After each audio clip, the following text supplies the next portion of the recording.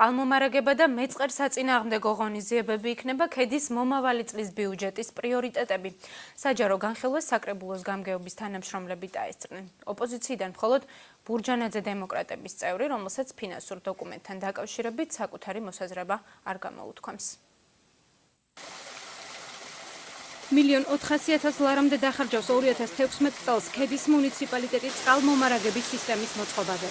პროექტის განხორციელების შემთხვევაში 64-ვე სოფელში სასმელი წყლის პრობლემა მოგვარდება, ამბობენ თვითმმართველობაში. მომავალი წლის ფინანსურ დოკუმენტში 756.150 ლარია გათვალისწინებული 9 თემში ფერდსამაგრის სამუშაოების ჩასატარებლად. იგეგმება ერთი საბავშვო ბაღის მშენებლობაც. 2016 წელს აშენდება ერთი საბავშვო ბაღი ოქტომბრის თემში და ამით მუნიციპალიტეტის გამგეობა დაასრულებს იმ დიდ პროექტს, რომელიც 3 წლის განმავლობაში მიმდინარეობს. ბიუჯეტის პროექტის საჯარო განხილვაზე პრეტენზია მოქალაქეებს არ გამოუთქვამთ. შენიშვნები არც დარბაზში მყოფ დემოკრატიული მოძრაობა ერთიანი საქართველოს წარმომადგენლებს დაუფიქსირებიათ. სწორედ ამ მიზეზით ვერც კი შეამჩნია გამგებელმა განხილვაზე ოპოზიციის ყოფნა.